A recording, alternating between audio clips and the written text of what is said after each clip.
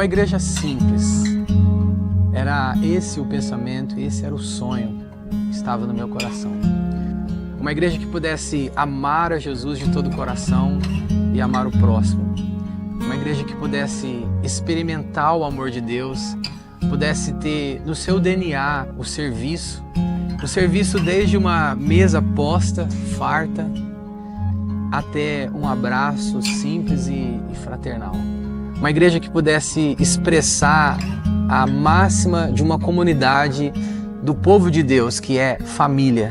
Pudesse valorizar essa instituição ou essa realidade bíblica tão importante que é a família. Uma igreja que pudesse experimentar a vida humana, gente sendo gente, por meio da revelação de Jesus Cristo como o Filho do Homem.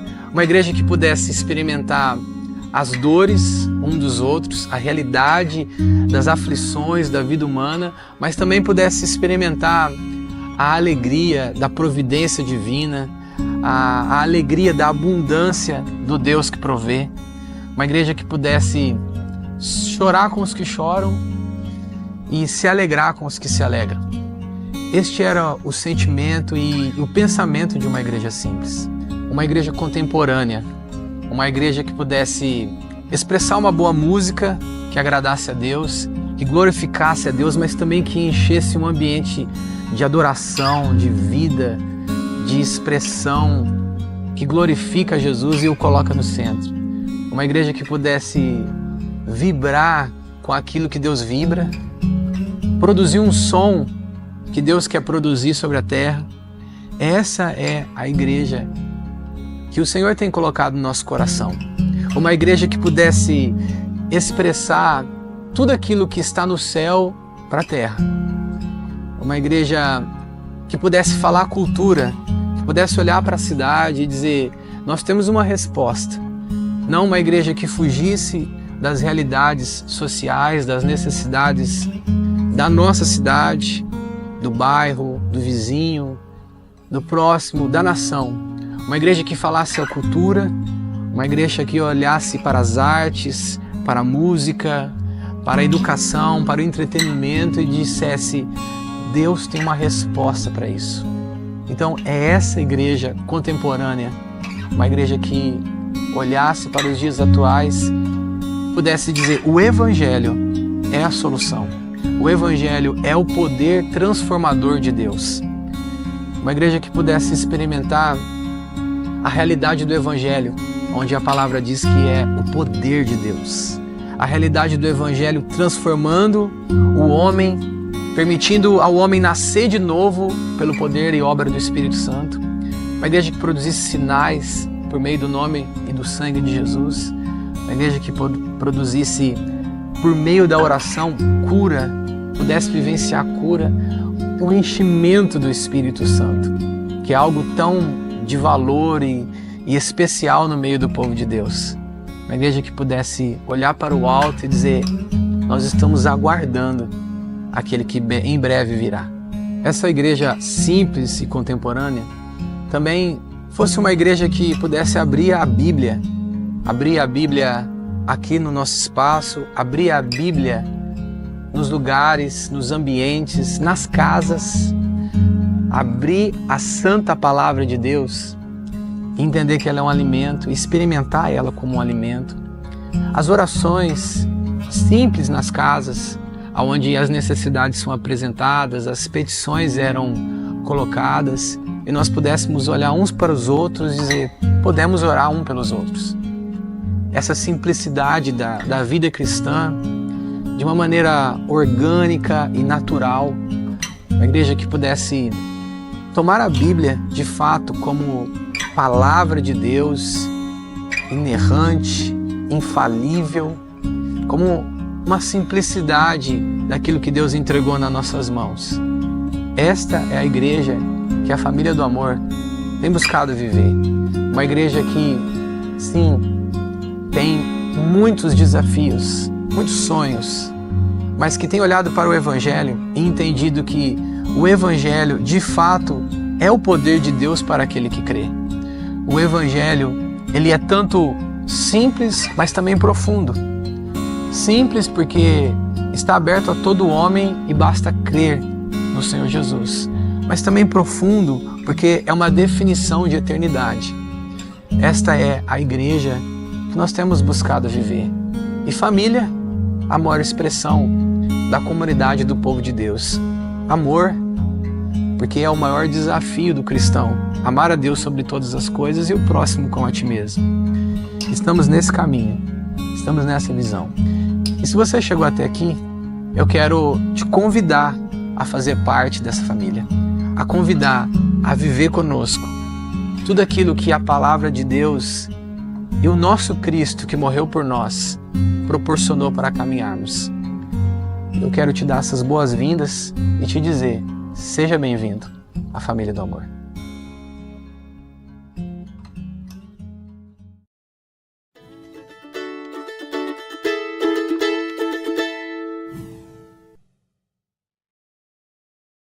Boa tarde, família.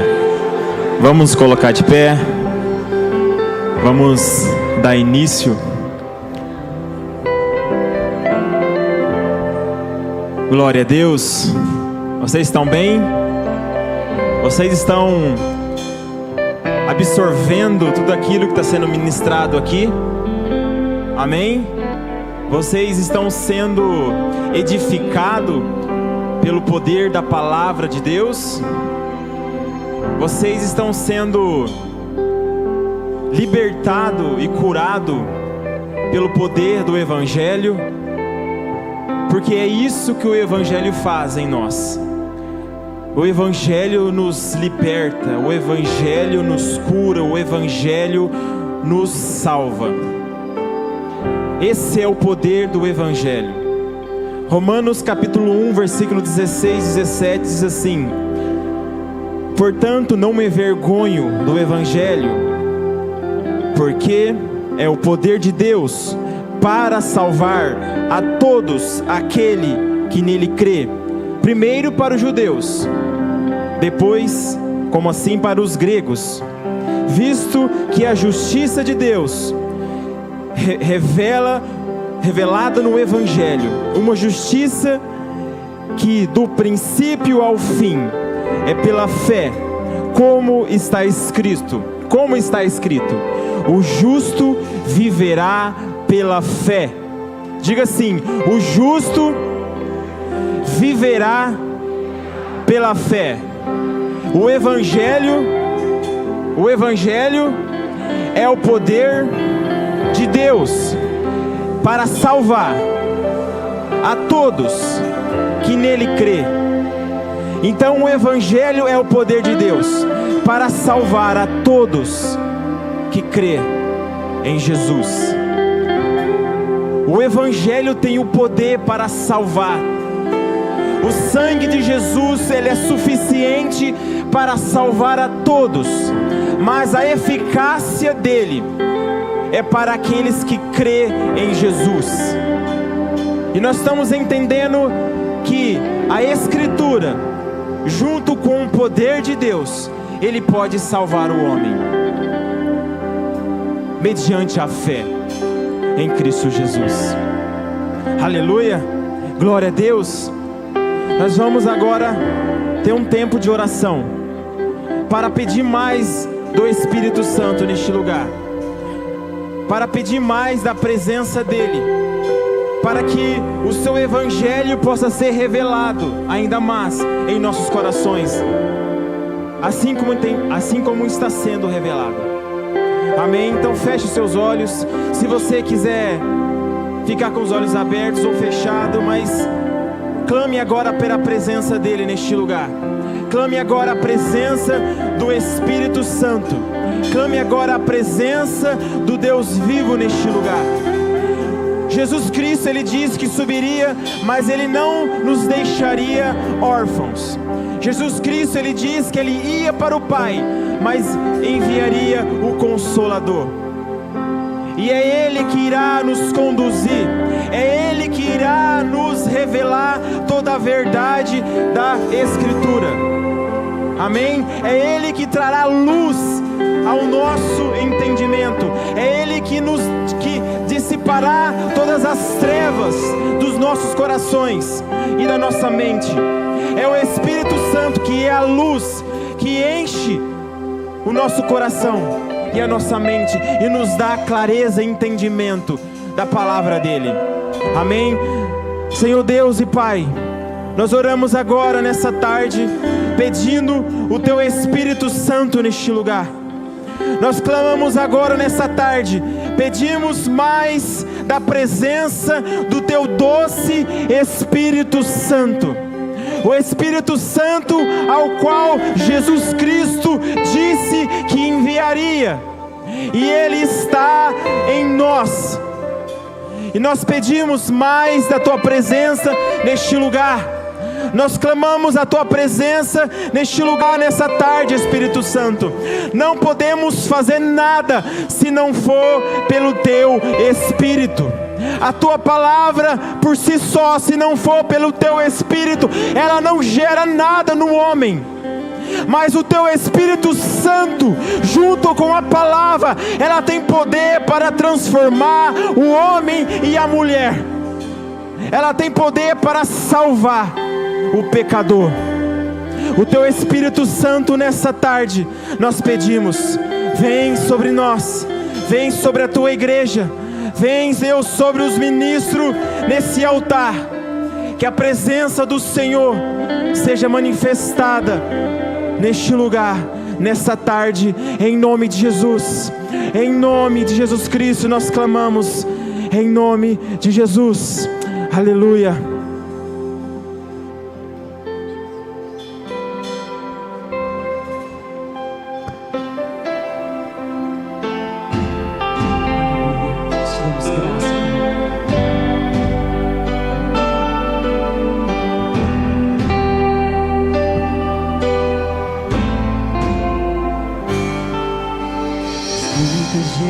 Gerações rendidas em louvor, cantando ao Cordeiro uma canção.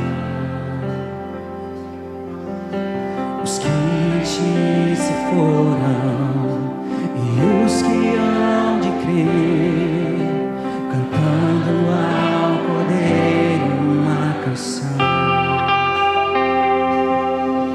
Teu nome é o mais alto, Teu nome é o maior, Teu nome é sobre todos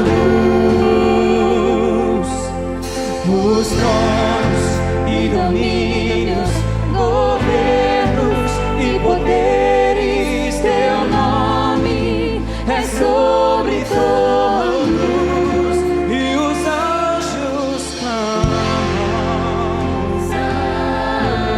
Santo, e toda a criação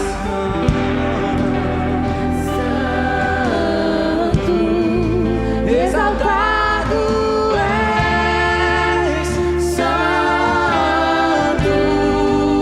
Santo pra sempre.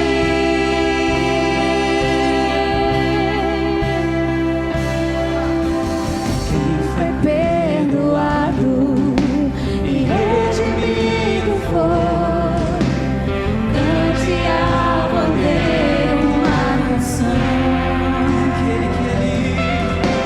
Aquele que é livre e leva o seu nome, cante ao Cordeiro uma canção. Cantaremos para sempre, amém. E os anjos clamam Santo, e toda a criação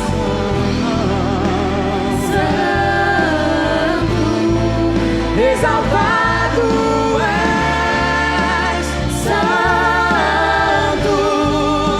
Santo pra sempre. E o Teu povo canta Santo, meu Rei, sim ao Rei dos Reis. Santo, Tu sempre serás. Santo,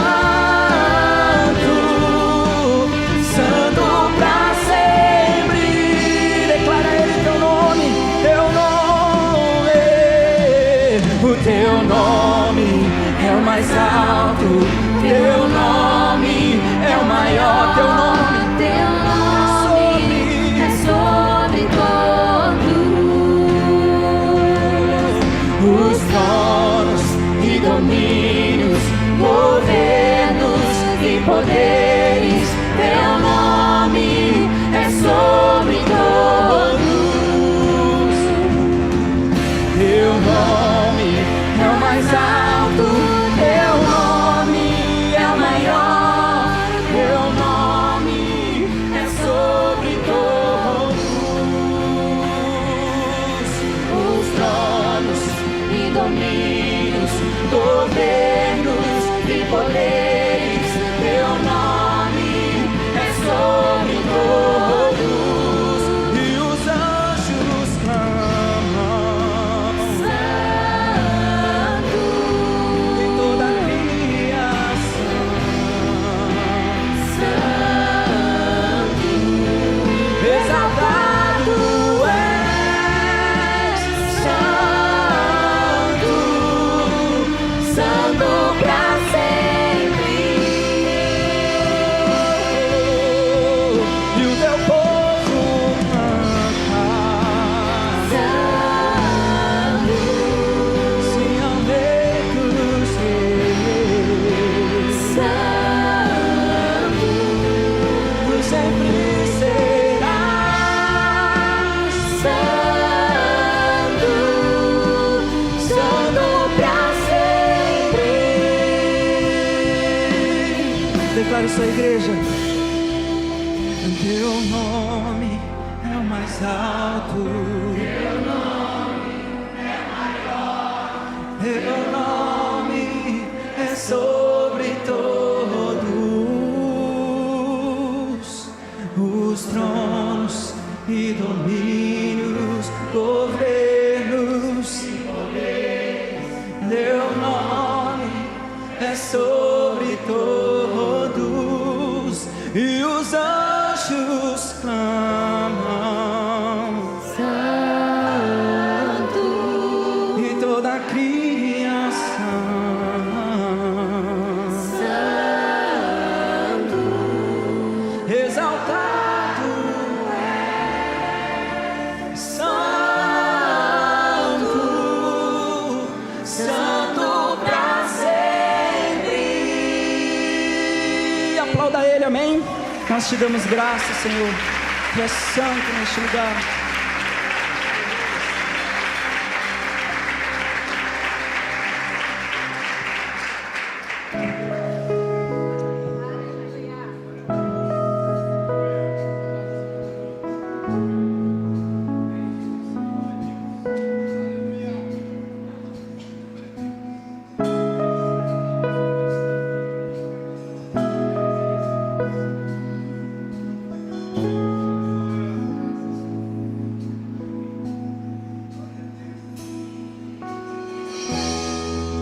Nesse lugar, tu és real.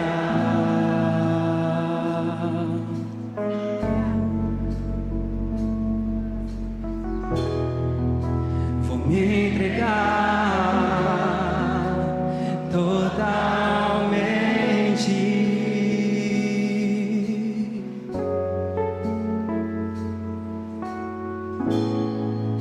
O teu toque abriu os olhos do meu coração.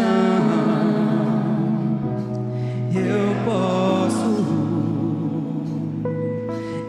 enxergar e entender. Se eu me humilhar diante do teu altar e sacrificar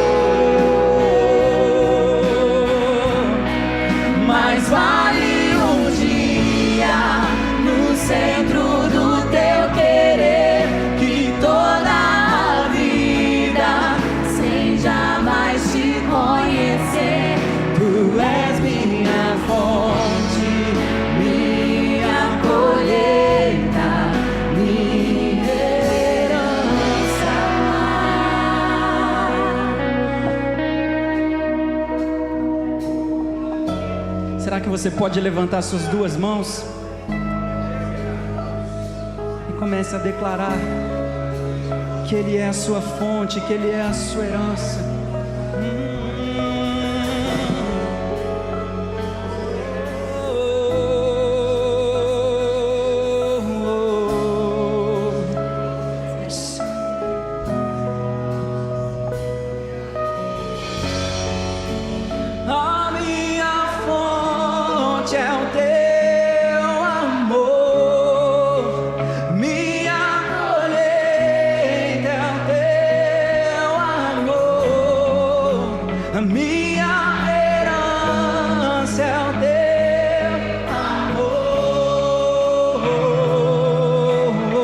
Com toda a força do seu coração. A minha fonte é o teu amor, minha colheita é o teu amor, minha herança é o teu amor. Mais uma vez. A minha fonte é o teu amor, a minha colheita é o teu amor, minha herança é o teu amor.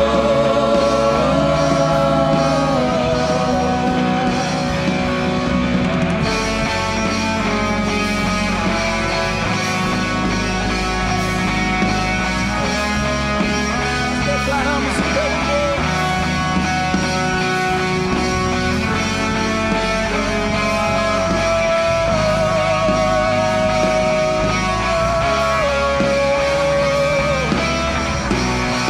Se eu me humilhar diante do teu altar e sacrificar aquilo que me custar, tu inclinarás os teus ouvidos ao meu clamor. Mais vale um dia no centro do teu querer que toda a vida sem jamais te conhecer. Tu és minha fonte, minha colheita, minha herança.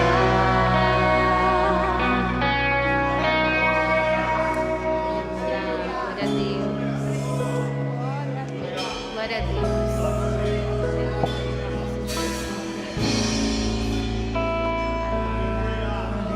Aplauda Ele, amém.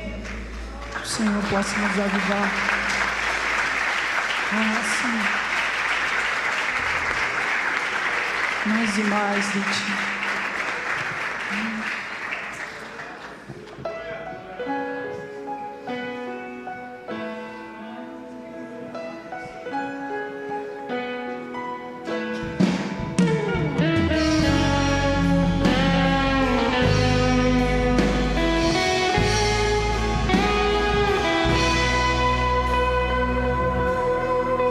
Salvação Ele trouxe aqui, do pecado Ele nos salvou e mostrou como um leão o rugido do amor.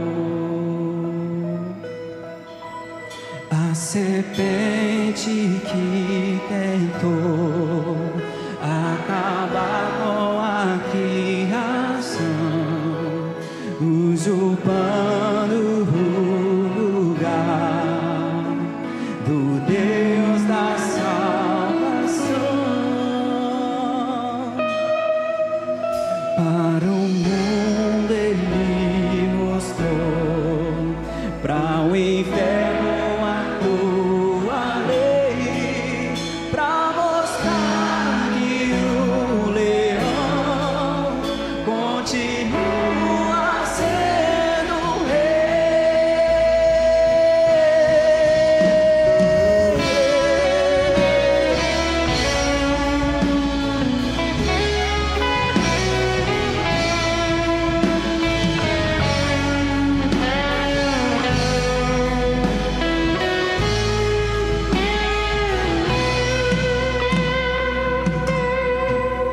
Salvação Ele trouxe aqui, do pecado Ele nos salvou.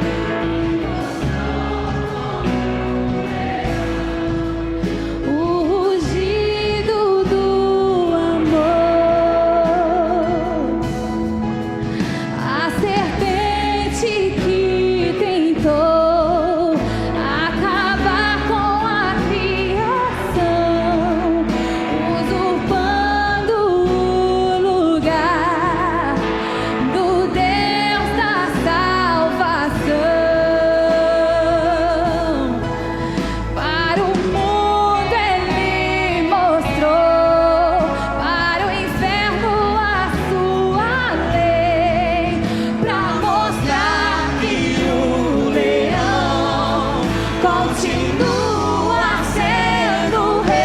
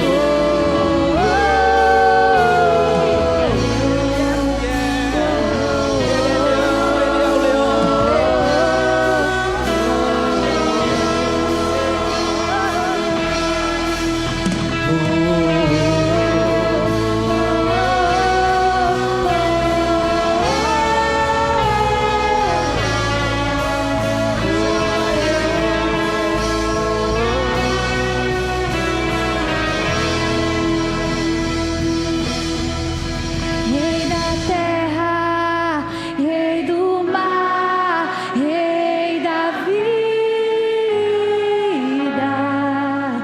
Rei da glória, Rei do céu, Emanuel.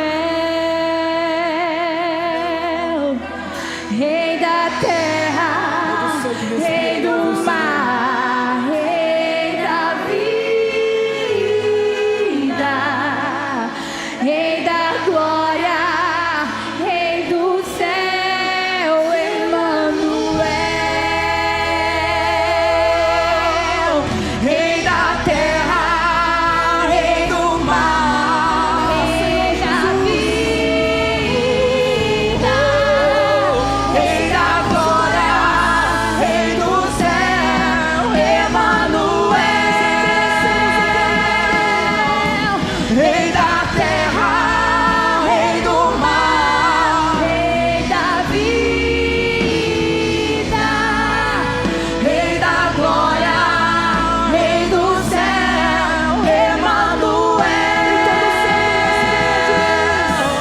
Rei da terra, com palmas. Rei do mar, Rei da vida, Rei da glória, Rei do céu, Emanuel. Rei da terra, Rei do mar, Rei da vida, Rei da glória, Rei do céu, Emanuel. Rei da terra, Rei do mar, Rei da vida, Rei da glória, Rei do céu, Emanuel. Respeitamos a presença do Espírito. Respeitamos a tua presença, Espírito Santo. Aplauda o Senhor com todo o seu coração.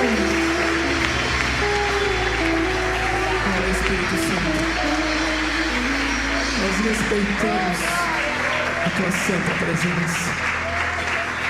Vem sobre nós, Senhor. Dê um cântico novo a Ele. Dê um cântico novo a Ele. Todo ser que respira, o Pai procura verdadeiros. Aonde são os verdadeiros? Aonde são aqueles que estão adorando? Aonde são aqueles que estão adorando?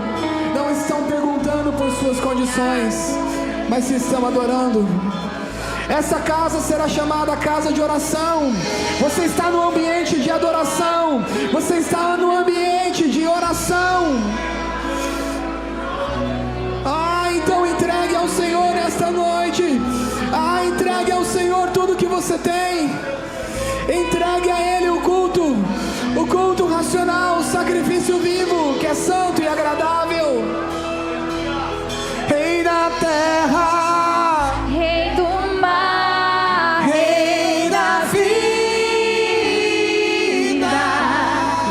Rei da glória, Rei do céu, Emanuel.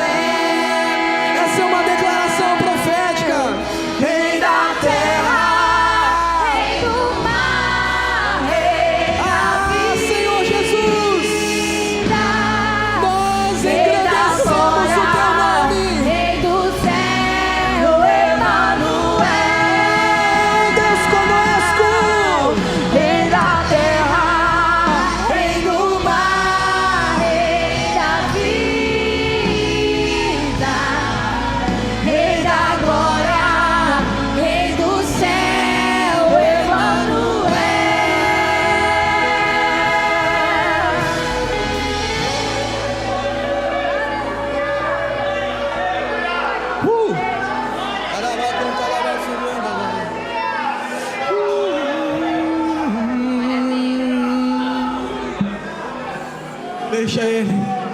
Deixa Ele ministrar seu coração. Que presença gloriosa. Nós reconhecemos a sua santa presença, Senhor.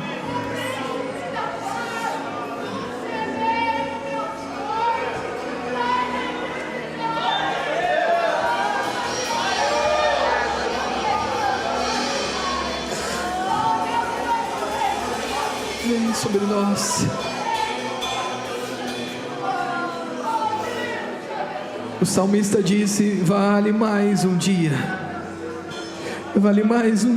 na tua presença, Deus. Você só precisa estar diante dele, olhando para Jesus, o autor e consumador da nossa fé. Nós contemplamos o rosto de Jesus, nós contemplamos a sua face e somos curados. Que você seja curado nessa tarde, que você nesta noite venha receber do Senhor coisas ainda que o teu olho não viu, o teu ouvido não ouviu, mas o Espírito Santo revela. O Espírito Santo revela coisas profundas a nós. Obrigado, Jesus. Glória a Deus, família. Quantos podem dizer glória a Deus? Glória a Deus. Abraão foi fortificado dando glória a Deus.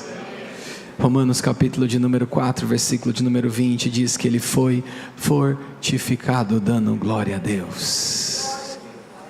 O Espírito Santo é sensível, irmãos. Ele é uma pessoa.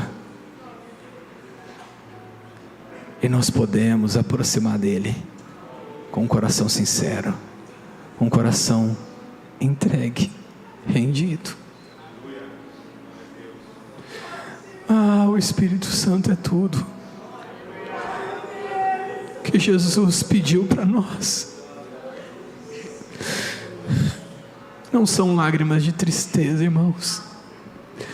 São lágrimas de amor por aquele que rogou ao Pai. O Pai tinha dito: O meu espírito não contenderá mais com o homem. Ele disse isso em Gênesis. O meu espírito não vai mais estar. E Jesus rogou ao Pai. Eu rogarei ao Pai e Ele enviará o Consolador, o Espírito Santo da verdade.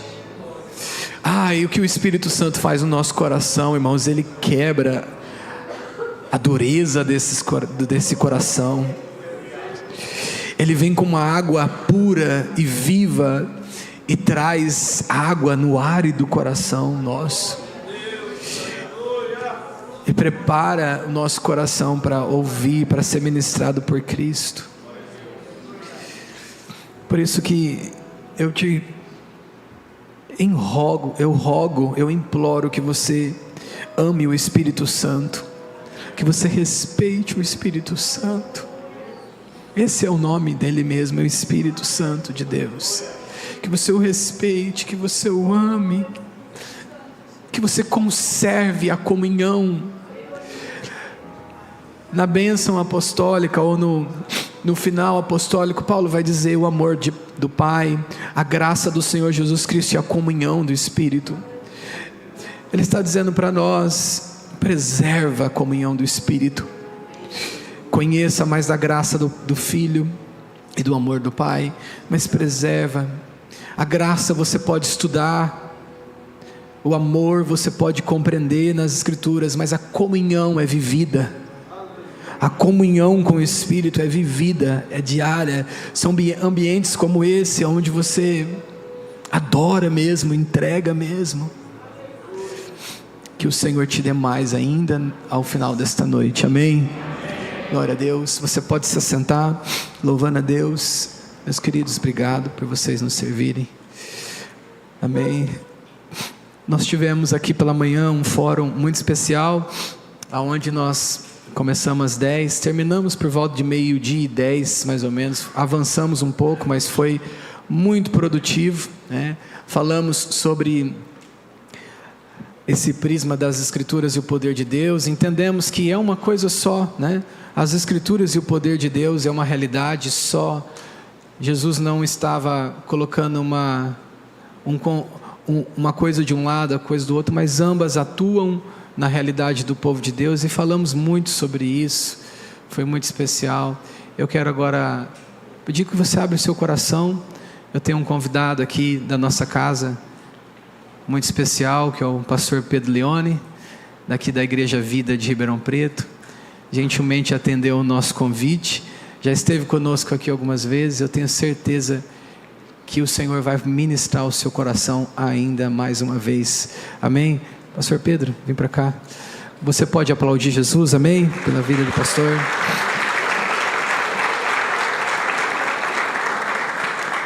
Uma honra te receber aqui, meu amigo, amém? Nós reconhecemos o seu ministério, nós reconhecemos a palavra de Deus que está nos seus lábios, e oramos para que o Senhor te dê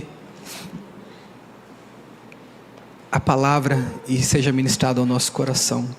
Pai, nós abençoamos teu filho e nós dizemos que o Senhor está com ele, que o ministério, que nós temos visto frutos do Senhor na vida dele, e nós pedimos, assim como Paulo rogou aos Tessalonicenses, aos Filipenses, aos Efésios, nós rogamos que o Senhor dê a ele, ó Deus, com que a palavra flua com vida sobre nós, em nome de Jesus, amém?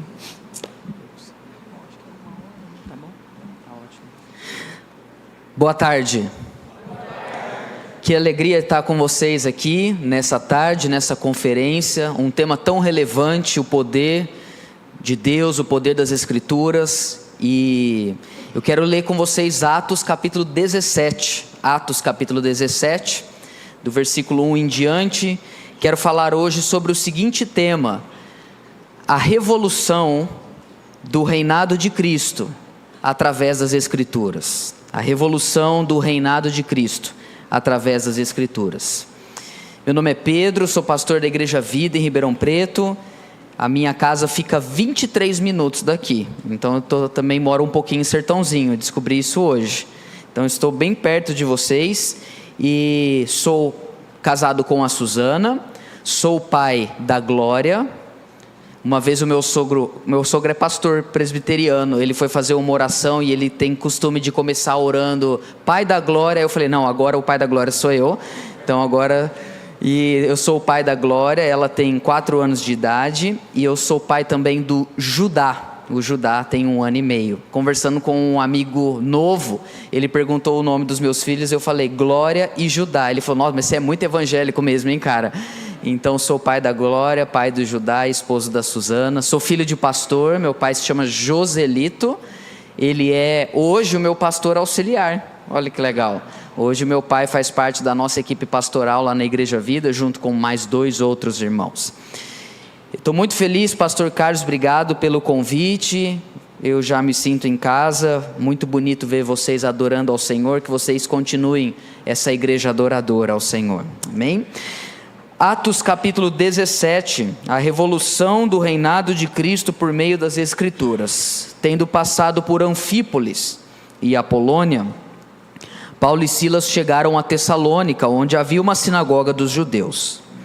Paulo, segundo o seu costume, foi procurá-los e por 3 sábados, preste atenção nos verbos, discutiu com eles a respeito das Escrituras. Discutiu com eles, estou lendo na Nova Almeida atualizada, só para vocês saberem, a respeito das Escrituras, expondo e demonstrando ter sido necessário que o Cristo padecesse e ressuscitasse dos mortos. Paulo dizia, este Jesus que eu anuncio a vocês é o Cristo. Alguns deles foram persuadidos e se juntaram a Paulo e Silas. O mesmo aconteceu com numerosa multidão de gregos piedosos e muitas mulheres importantes.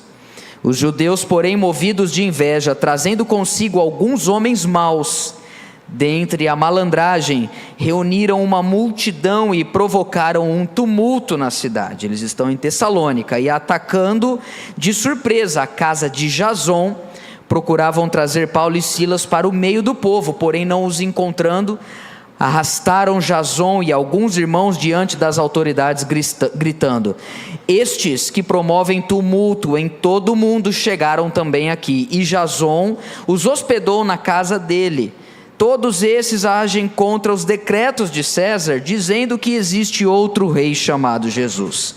Tanto a multidão como as autoridades ficaram agitadas ao ouvir essas palavras, porém depois de terem recebido deles a fiança estipulada, as autoridades soltaram Jason e os outros. E logo, durante a noite, os irmãos enviaram Paulo, agora outra cidade, enviaram Paulo e Silas para a cidade de Bereia. Ali chegados, dirigiram-se mais uma vez à sinagoga dos judeus. Ora, estes de Bereia eram mais nobres do que os de Tessalônica, pois receberam a palavra com toda a avidez, examinando as Escrituras todos os dias, para ver se as coisas eram de fato assim. Com isso, muitos deles creram, mulheres gregas de alta posição social e muitos homens. Mas logo que os judeus de Tessalônica souberam que a palavra de Deus era anunciada por Paulo também em Bereia, foram lá agitar e perturbar o povo. Até aí somente, vamos orar, vamos falar com Deus mais um pouquinho. Pai, nós acabamos de abrir a sua palavra e de ler o texto bíblico, e pedimos agora que a sua palavra pregada no poder do teu Espírito Santo possa nos libertar nessa tarde. Que a sua palavra, que é poderosa, possa gerar uma revolução nas nossas vidas, para que nos submetamos ao senhorio de Cristo em todas as áreas da nossa vida. Que Cristo reine, como cantamos aqui, não apenas sobre a criação, mas também sobre as nossas vidas. Queremos ser transformados pela tua poderosa palavra nessa tarde. Ilumina os olhos dos nossos corações, para que possamos contemplar o autor e consumador da nossa fé, Jesus. Em nome dele que nós oramos. Amém. Lei número 3.353, de 13 de maio de 1888, declara extinta a escravidão no Brasil.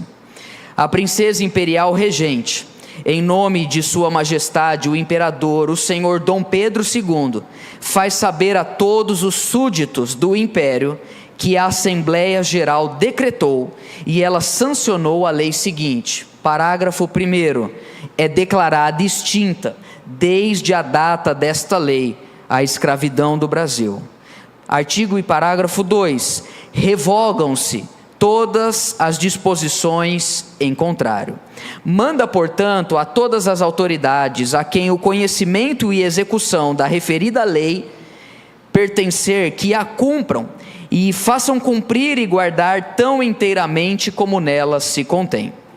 O secretário de Estado dos Negócios da Agricultura, Comércio e Obras Públicas e interino dos Negócios Estrangeiros, bacharel Rodrigo Augusto da Silva, do Conselho de Sua Majestade o Imperador, a faça imprimir, publicar e correr, dada no Palácio do Rio de Janeiro, em 13 de maio de 1888, no 67º, 9º ano da Independência e do Império, Princesa Imperial Regente. Eu acabei de ler para vocês a Lei Áurea. É um dos documentos mais importantes da história do nosso país, que decretou que a partir dali estava abolida qualquer tipo de escravidão no nosso país. Você sabe que o Brasil foi o último país da América do Sul a abolir a escravidão. Esse é um documento real, um documento que não apenas traz informações, mas gera novos ambientes.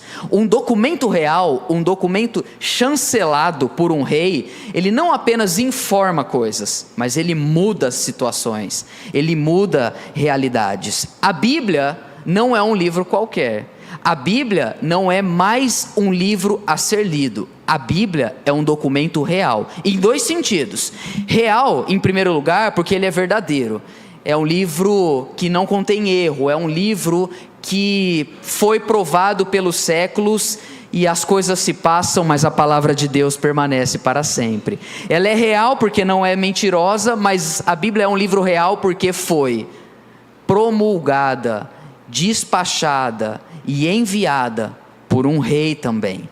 A nossa experiência com a Bíblia não é apenas de informação, mas também de formação, onde a palavra de Deus chega da mesma forma que onde o decreto do século XIX chegou da princesa Isabel, onde a palavra de Deus chega, pessoas são libertas.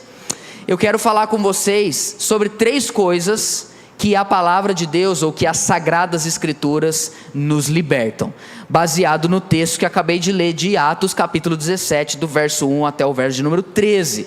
Lembrando que o livro de Atos é o livro que narra as coisas que Jesus continuou a falar e a fazer, só que agora por meio dos apóstolos, por meio da igreja. Atos começa dessa forma. Lucas é o escritor de Atos e ele diz para Teófilo, que era o destinário primeiro dessa seção grande da nossa Bíblia, ele diz o seguinte, que ele organizou criteriosamente todas as coisas que Jesus começou a fazer e a ensinar, dando-nos a entender que Jesus continua fazendo e continua ensinando até hoje, só que agora por meio da igreja, que é a morada do Espírito Santo e se move na palavra de Deus.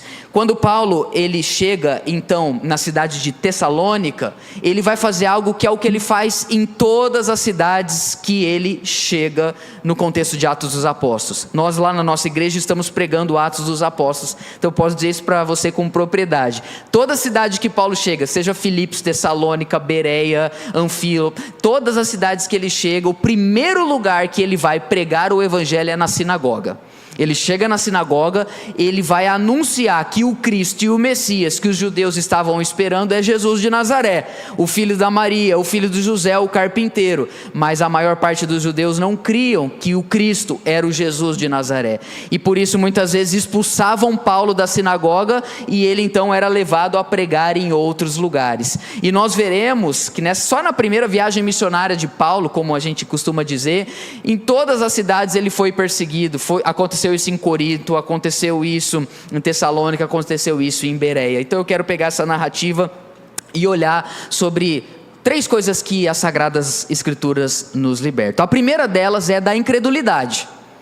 A primeira coisa que a Bíblia nos liberta, e ela quebra as correntes é a da nossa incapacidade de crer. Lembrando que fé não é pensamento positivo. Você tem que ter fé, irmão. Tem que ter fé que tudo vai dar certo. Você tem que ter fé, irmã, que Deus vai cuidar de você. Isso não deixa de ser fé, mas às vezes a gente acha que fé é pensar positivo. Fé significa confiança no Novo Testamento, e confiança dentro de um relacionamento. Então crer em Jesus não significa acreditar que Ele existiu. Crer em Jesus é confiar e se relacionar com Ele todos os dias. Só que todos pecaram e estão destituídos da glória de Deus, e nenhum de nós nasce amando Jesus. Nós nascemos amando a nós mesmos. Até sermos libertos da nossa auto-idolatria, para nos rendermos totalmente a Jesus, é uma coisa que é espiritual. Não tem como a gente deixar de ser incrédulo pelo nosso próprio poder. Como é que as pessoas começam a crer?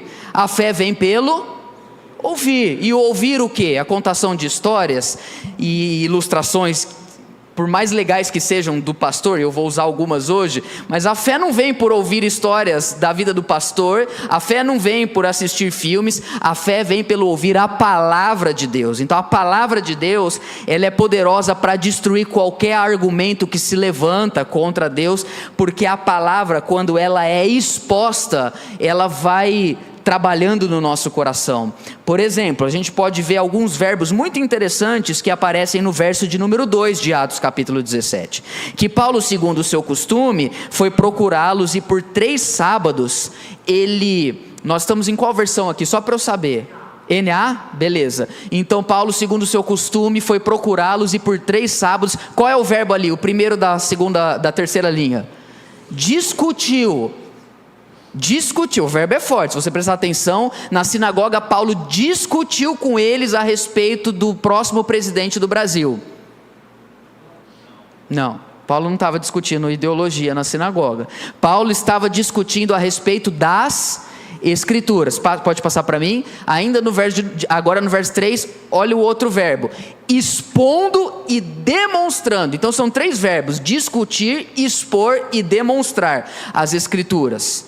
E aí o texto continua dizendo para nós que ele fez isso para demonstrar que era necessário que o Cristo padecesse e ressuscitasse dentre os mortos. Esse Jesus que eu anunciei a vocês, o Jesus lá de Nazaré, ele é precisamente o Cristo que nós estamos esperando. Agora perceba, esses verbos são muito interessantes, que dizem respeito à Escritura. O primeiro é discutir, que na língua original significa literalmente dialogar, misturar pensamentos. Então não é problema a gente discutir sobre as Escrituras. Não é discutir de brigar, tá? Não é de discutir de mandar o outro para o inferno, não é nada disso.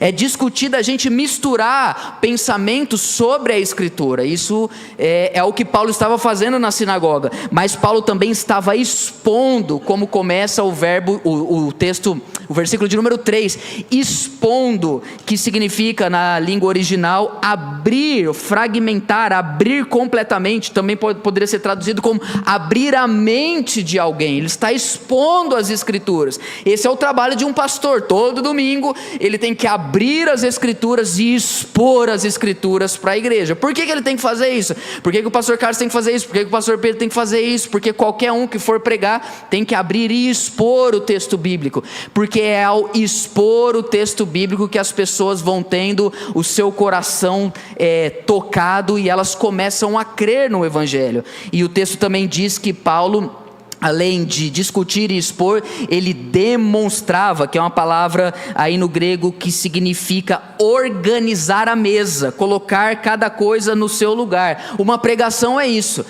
a gente faz isso, a gente demonstra na pregação, a gente pensa, a gente escreve o sermão, a gente organiza para que as pessoas entendam. Então qual que é o nosso trabalho como expositores bíblicos? Deixar com que o texto bíblico seja exposto para a comunidade. Por isso que não pode ser pregação de 3 pontos. Não sei se você conhece pregação de 3 pontos. Lê o texto, sai do texto e nunca mais volta para o texto.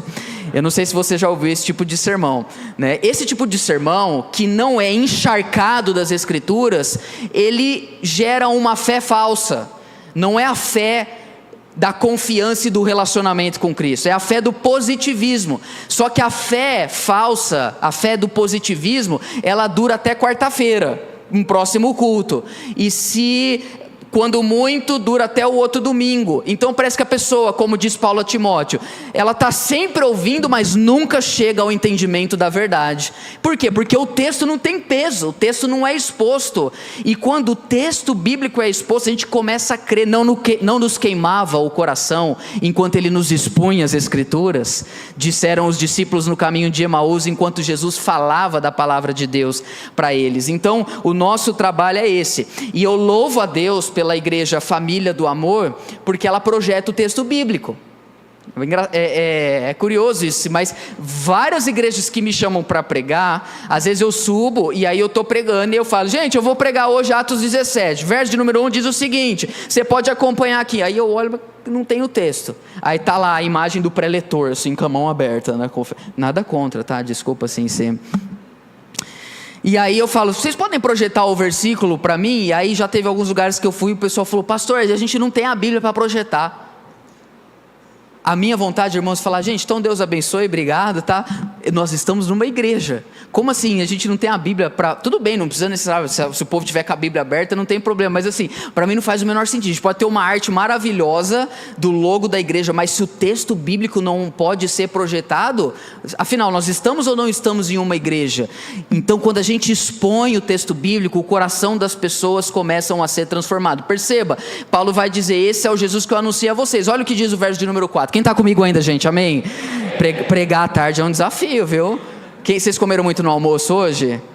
Não? Estão tranquilos então? Então tá bom, olha o que diz o verso 4. Alguns deles foram persuadidos e se juntaram a Paulo e Silas. O mesmo aconteceu com numerosa multidão de gregos piedosos e muitas mulheres importantes. O que Lucas está dizendo para nós é que muitas pessoas se converteram ao deixar com que as escrituras entrassem no coração delas. É interessante porque quando nós cremos, quando nós deixamos a palavra de Deus, quando a gente é exposto à palavra de Deus, ela vai transformando o nosso coração. Tem um pastor que eu gosto bastante, ele é um pastor norte-americano, talvez um ou outro de vocês possam o conhecer. Chegou um iFood aí, gente, quem pediu um hambúrguer? Chegou, é de verdade lá, chegou um iFood. Então assim, ele chama Craig Groeschel. O Craig Groeschel, ele tem uma história muito interessante, como que ele se converteu. Você sabe aqueles Novo Testamento dos Gideões, pequenininho, que você encontra em hotel, encontra, sei lá, em alguns lugares públicos muitas vezes. E aí o que aconteceu? Ele estava na faculdade, naquela época, ele estava numa depressão profunda. E naquela época, esse jovem chamado Craig Groeschel, uma pessoa deu para ele esse Novo Testamento. E ele era um universitário, atravessando uma crise de depressão. E o Craig Groeschel fez uma coisa que a maior parte dos crentes não fazem. Ele leu o Novo Testamento. Olha que legal. Então ele pegou e leu o Novo Testamento. E sabe o que aconteceu? Ele se converteu sozinho lendo o Novo Testamento. Agora, quem é o Craig Groeschel hoje? Ele é pastor da maior igreja dos Estados Unidos. A Life Church, que é o nome da igreja deles, eles copiaram a gente. Para quem não sabe, Life Church em português é Igreja Vida. E o nome da minha igreja é Igreja Vida. Então eles copiaram a gente, né? A nossa igreja tem 4 anos, a deles tem 30. Eles são a maior igreja dos Estados Unidos, não em termos de prédio, porque eles são uma igreja multilocal. Eles têm hoje 45 prédios nos Estados Unidos. Só que qual é o ponto? O ponto é o seguinte: ele foi tão impactado pela pregação, pela leitura da palavra, que um dia ele estava conversando com um dos pastores auxiliares da igreja dele, e ele disse o seguinte: eu tenho um sonho, eu queria desenvolver um aplicativo para que as pessoas pudessem ler a Bíblia gratuitamente no mundo inteiro. E ele pegou um dos caras que eram bons em desenvolver aplicativos da igreja dele. Eles desenvolveram um aplicativo da Bíblia e eles fizeram questão de nunca, jamais cobrar para a pessoa baixar esse aplicativo. Esse aplicativo hoje é o maior e mais baixado aplicativo do mundo da Bíblia. Se chama YouVersion. Talvez você tenha esse aplicativo no seu celular. E você pode baixar, você baixa várias traduções da Bíblia, tanto no português quanto em qualquer outra língua. E isso foi um compromisso que ele fez. Quanto custa uma Bíblia? Se você for comprar uma Bíblia, às vezes vai pagar R$200 se for uma Bíblia de estudo, às vezes você vai pagar R$100, só que você não está pagando o conteúdo, você está pagando a editora, você está pagando a gráfica, você está pagando o pessoal que trabalha lá, porque eles gastaram dinheiro, né, para poder gerar o livro. Só que o conteúdo é 100% gratuito, você não paga o conteúdo. Por quê? Porque ele foi dado de graça para cada um de nós. O que nós precisamos? Nos encharcar, deixar com que a palavra de Deus ela seja exposta, porque ela nos liberta da incredulidade. Quando eu falo incredulidade, eu não estou falando de acreditar que tudo vai dar certo até o fim da nossa vida. Eu estou falando de ter uma fé, uma confiança de que a pessoa mais importante da sua vida você nunca viu, de que você acorda todos os dias para trabalhar por causa de um homem judeu que viveu 2000 anos atrás e você nunca viu. E alguns vão cair da cadeira agora, mas Jesus não é o ator do The Chosen. Só para informar isso, vocês assistiram The Chosen aqui ou que é proibido assistir The Chosen? Vocês sabem o que é The Chosen, sim ou não? The Chosen é um seriado sobre Jesus. Jesus não é aquele cara. Então assim, eu estou falando de uma fé que tem a ver com um desejo ardente no nosso coração de conhecer a pessoa de Jesus. Eu sou filho de pastor. Eu me casei com uma filha de pastor e me tornei um pastorzinho. A minha vida é igreja, irmãos. Eu cresci na igreja, meus filhos estão crescendo na igreja. O meu cachorro chama Calvino, para você ter uma ideia. É um Schnauzer, da marca Schnauzer, da raça Schnauzer. Minha filha chama Glória, meu filho chama Judá, entendeu? Então assim, tudo na minha vida é igreja. A minha brincadeira enquanto criança era, depois que meu pai batizava as pessoas no batismo, na piscina, eu pulava com as crianças da igreja, eu imitava meu pai, eu batizava as crianças também, eu falava, você vai ficar até você ver Jesus, e ficava ali. Culto de ceia eu amava. Olha o sacrilégio, graças a Deus aqui não tem mais nenhum romano que acha que o pão vira o corpo de Cristo, mas olha que sacrilégio. Terminava a ceia, a gente sobrava pão. Eu amava o culto de ceia, porque eu ia na cozinha da igreja, eu comia todo pão puma que sobrava, eu tomava tudo suco de uva. Talvez você possa pensar assim, você é filho de pastor, por isso que você crê, por isso que você ama Jesus. Não! Às vezes é mais difícil para quem cresceu num contexto religioso amar a Jesus. Quantos filhos de pastores eu já não aconselhei que não creem no Evangelho, não creem em Jesus, eles se relacionam com Deus como se Deus fosse uma ideia. Você já viu as pessoas que falam de Deus de forma impessoal? Elas não falam de Deus com o seu coração pulsando. Por quê? Como foi que eu criei no Evangelho? Como é que um homem judeu do primeiro século se tornou a razão da minha vida? Porque um dia alguém estava pregando e o texto bíblico estava sendo exposto. Foi lido Atos, foi lido Romanos, foi lido o Antigo Testamento, foi lido as cartas de Paulo, foi lido o Apocalipse, e eu estava sentado e eu estava ouvindo, achando que aquilo não estava fazendo diferença nenhuma na minha vida. Mas um dia os meus olhos se abriram e, como João Batista, eu olhei para Jesus e disse: eis o Cordeiro de Deus que tira o pecado do mundo. A palavra ela é poderosa. Quando ela é exposta, as pessoas são libertas da incredulidade, elas começam a crer. E é isso que nós precisamos entender, que uma pessoa é liberta através da palavra de Deus. Muitas vezes fazendo aconselhamento com pessoas, porque você sabe, a gente recebe gente de todos os tipos na igreja. A gente recebe religioso, a gente recebe gente que veio de outras religiões. Todo mundo veio um pouco endemoniado, mas tem gente que vem muito endemoniado, não é verdade? Tem gente que caprichou assim. Então você pergunta, qual o seu nome? A pessoa fala, Legião, porque somos muitos. E deixa eu te falar uma coisa. Muito se falou aí atrás, a igreja brasileira há uns 20 anos atrás mergulhou nessa coisa de libertação e batalha espiritual.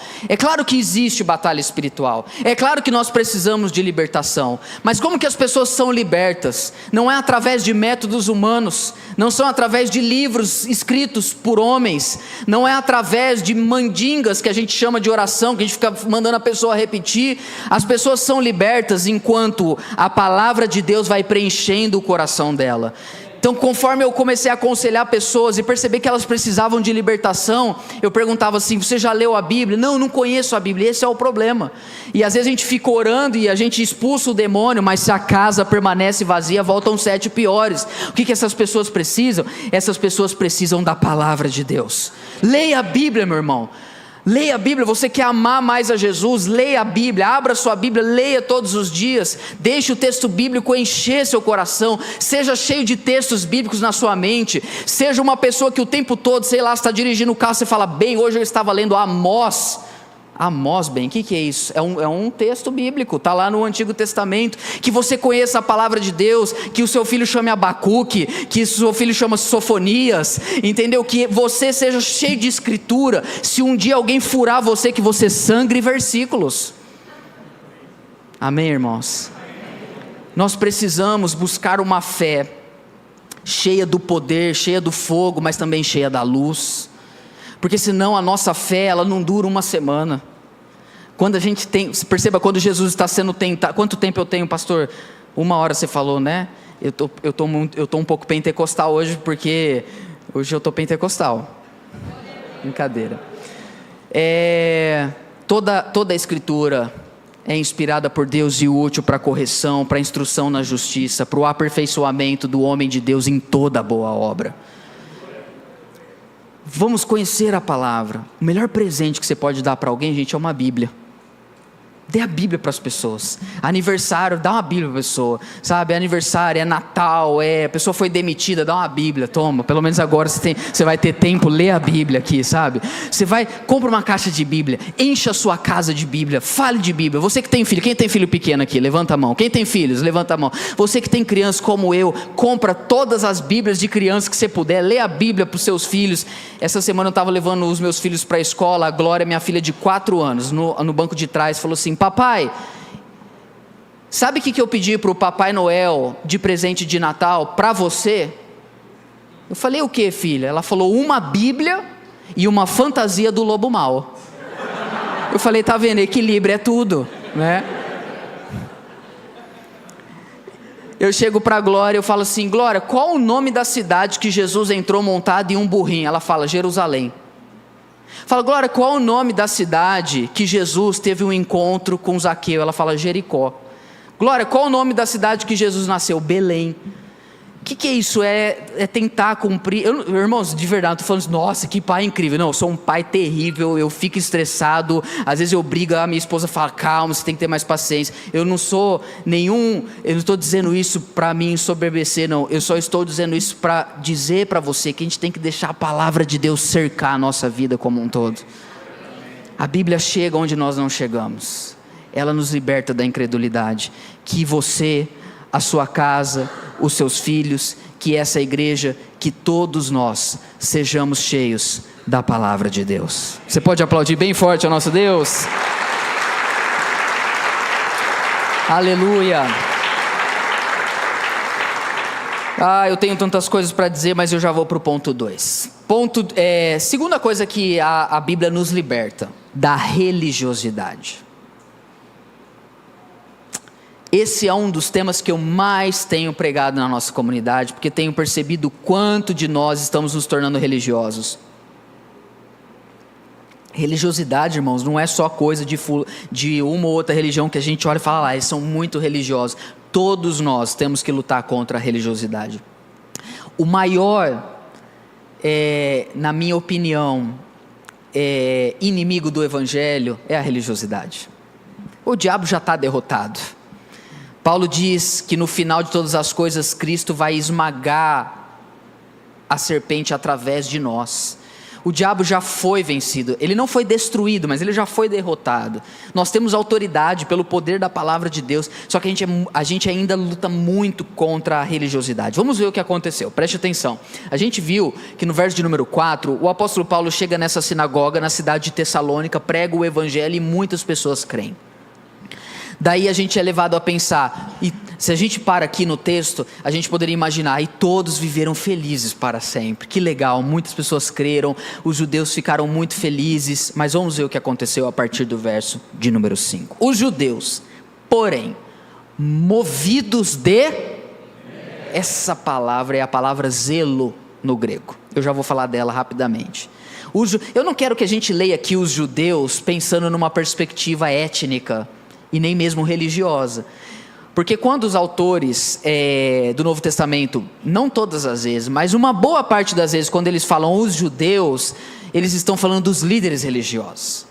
Então os líderes religiosos, movidos de inveja, trazendo consigo alguns homens maus dentre a malandragem, reuniram uma multidão e provocaram um tumulto na cidade, e atacando de surpresa, não é Jason não, viu, irmão? É Jason, tá? Senão as pessoas acham que é Jason, né? Então assim, e atacando de surpresa a casa de Jason, procuravam trazer Paulo. Esse versículo é um absurdo. Vamos entender o que está acontecendo aqui. Eles ficaram com invejas, por quê? Provavelmente porque quando Paulo e Silas pregaram que o Jesus de Nazaré é o Cristo esperado por Israel, algumas pessoas da sinagoga creram, e era gente que tinha dinheiro, mulheres de alta posição, gregos.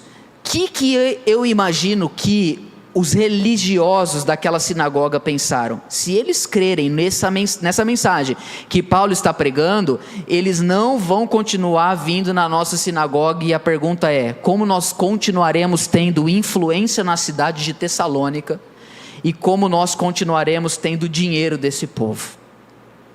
Essa palavra inveja que Lucas, o autor de Atos, usa ali, é a palavra zelo, que a palavra por si só não é um problema, porque ela significa uma espécie de, vou ler a definição dela, estar cheio ou ferver de ciúme.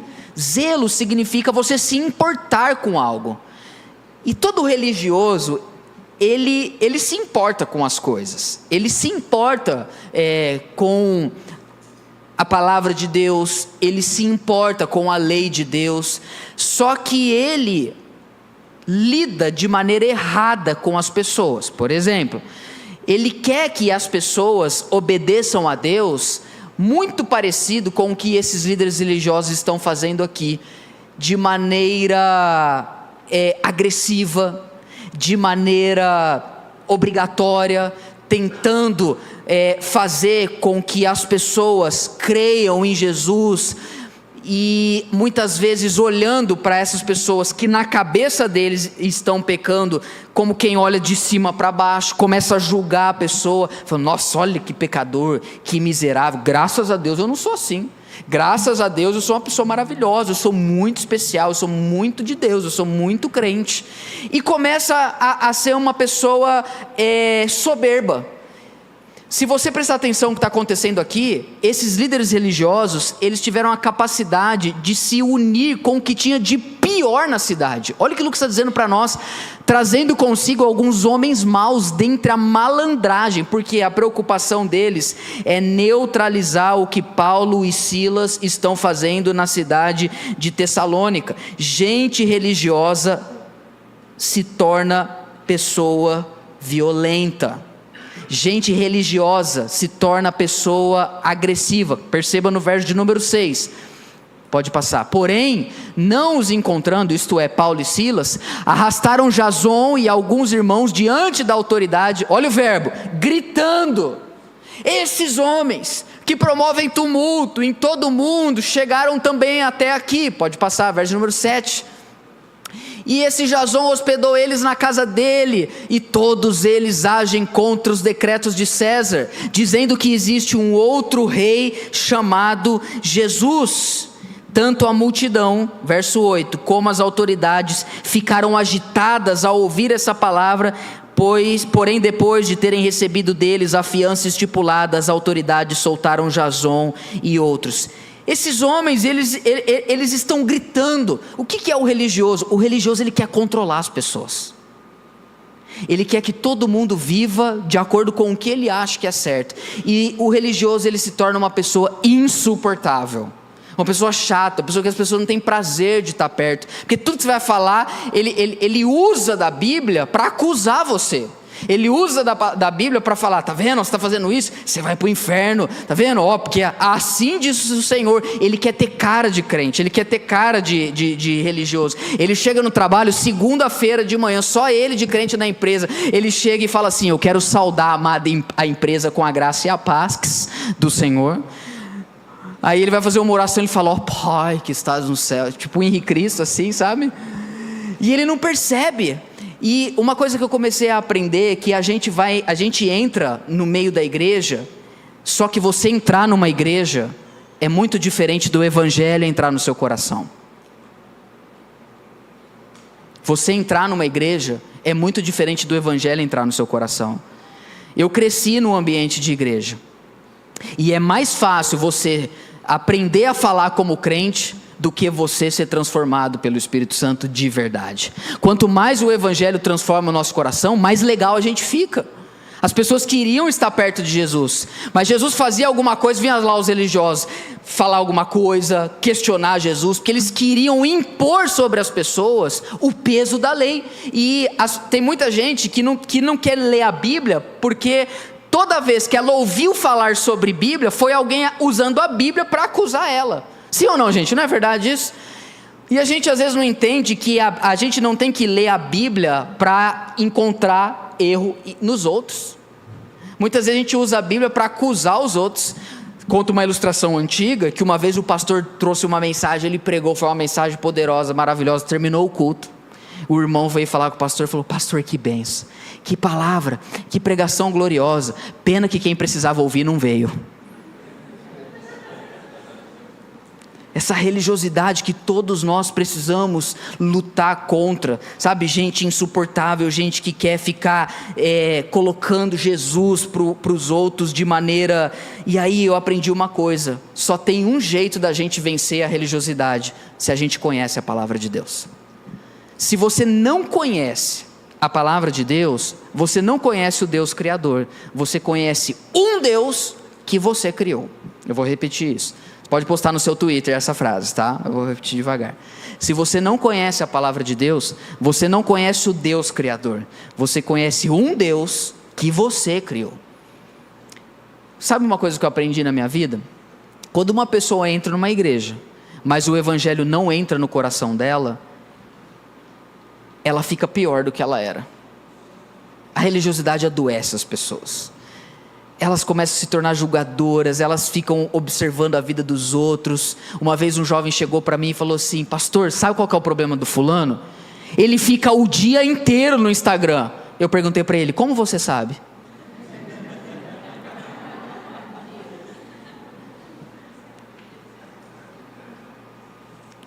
Muito fácil em ver o erro dos outros. Não, pastor, porque hoje o povo não quer mais saber. O povo, sabe quando o povo fala do povo, falando povo? Entenderam isso ou não? Você vê que não tem amor, não tem compaixão. A pessoa está lá, ela quer a verdade, defender o evangelho e pregar a sã doutrina, e esse povo precisa de arrependimento, só que não tem amor, só que não tem compaixão. Por quê? Porque não tem Bíblia. Porque a hora que você começa a ler a Bíblia, você começa a ver que o maior problema do mundo é uma pessoa chamada você. O que é a Bíblia, irmãos? A gente começa a ler o texto bíblico, a gente vai lendo as histórias e fala: meu Deus, olha eu aqui. Misericórdia, Senhor, tem misericórdia da minha vida, Senhor. Porque a Bíblia é um espelho. A Bíblia é um espelho que revela. Por quê? Porque só ela chega onde ninguém chega. A pregação, eu estou aqui pregando para vocês, estou pregando mais ou menos uns 25, 30 minutos, eu tenho mais 20 minutos. A minha palavra, ela chega até certo ponto, mas o que você precisa para a tua vida mudar mesmo, é algo que chegue mais profundo. Se puder projetar, irmão, o texto para mim de Hebreus capítulo 4, vocês conhecem, verso de número 12. Hebreus 4, 12. Olha o que diz esse texto maravilhoso, que é: porque a palavra de Deus é o que, irmãos? Viva e eficaz. Agora pode deixar que eu continue lendo. E mais cortante do que qualquer espada de 2 gumes, e penetra até o ponto de dividir a alma e espírito, juntas e medulas, e é apta para julgar os pensamentos e os propósitos do coração. Quando você lê a Bíblia, você vê o que está por trás de tudo aquilo que você está fazendo. E eu quero voltar lá para Atos, para a gente ir para o terceiro e último ponto, onde Paulo está pregando o evangelho em Tessalônica, e pessoas estão crendo, estão sendo libertas, mas aqueles religiosos, eles vão continuar sendo religiosos, eles não vão mudar. Por quê? Sabe como que a gente transformado da nossa religiosidade, deixando a palavra entrar no nosso coração. Ouça isso que eu vou dizer. A gente precisa da Bíblia, não para ficar acusando as pessoas, mas a gente precisa da Bíblia para a gente ser transformado. O religioso quer controlar as pessoas por meio das Escrituras, mas o cristão quer ser controlado pelas Escrituras, pelo bem das pessoas. Sabe, meu irmão, o que a sua esposa mais precisa? Ler a palavra de Deus. Sabe, meu irmão, o que o seu marido mais precisa? Ler a palavra de Deus. Gente que ora e gente que lê a Bíblia fica tão mais legal, não é verdade? Tem gente que é tão chata. Você sabe como que você identifica uma pessoa que é muito chata? Criança e cachorro não fica perto. Pode reparar isso. O cara é tão chato que ele chega, o cachorro vai embora. Ele chega, as crianças falam: misericórdia, está amarrado. Jesus, eu tenho certeza que ele estava andando, as crianças, todos os cachorros caramelos de Israel ficavam perto de Jesus.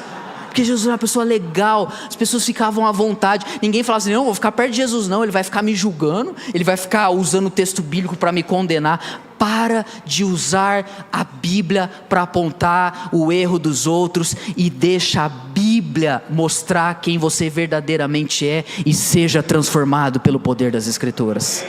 Vamos aplaudir ao nosso Deus, meus irmãos.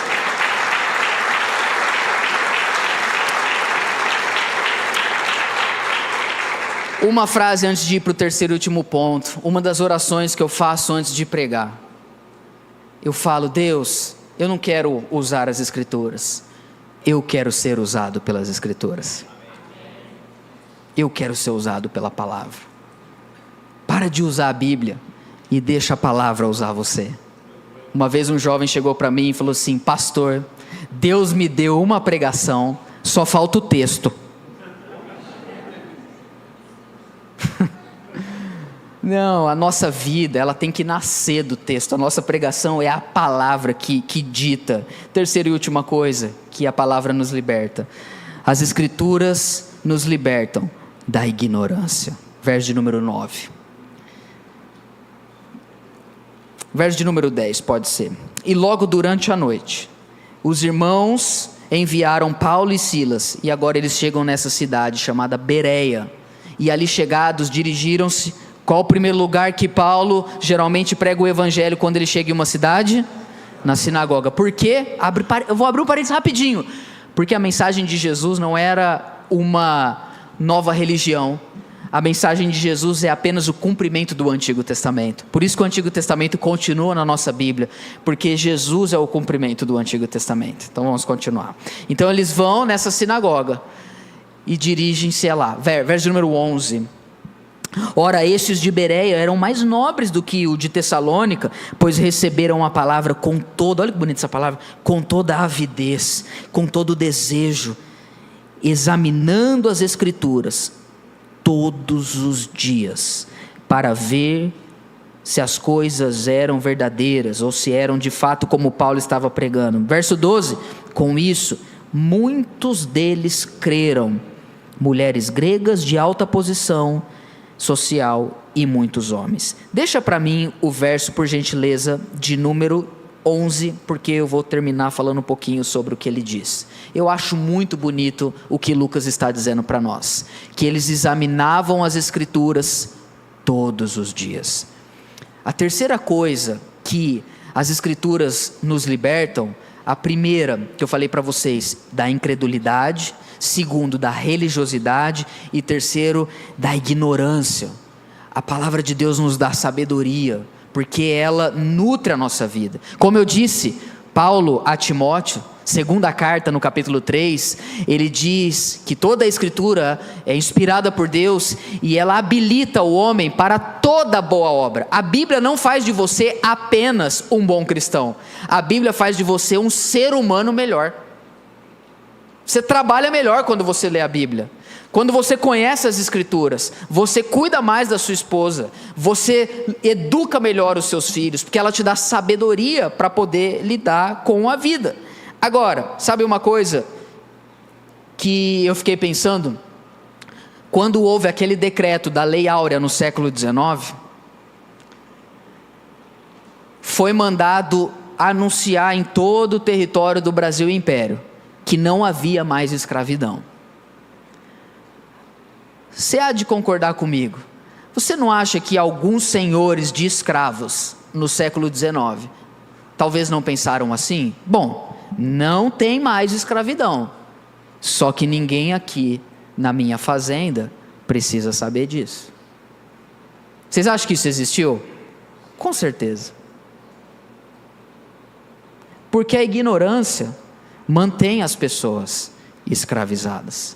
É por isso que tem muita igreja que a liderança não quer que o povo conheça a Bíblia. Porque se o povo não conhece Bíblia, a gente manda e desmanda.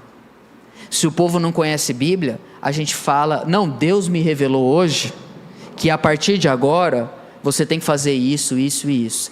Se você não é bereano, se você não está com as escrituras abertas e examinando, isso aqui não é numa posição de julgamento. Porque tem gente que vem e fala, hoje eu não gostei da pregação. Irmão, o dia que a gente pregar para você gostar, a gente te avisa.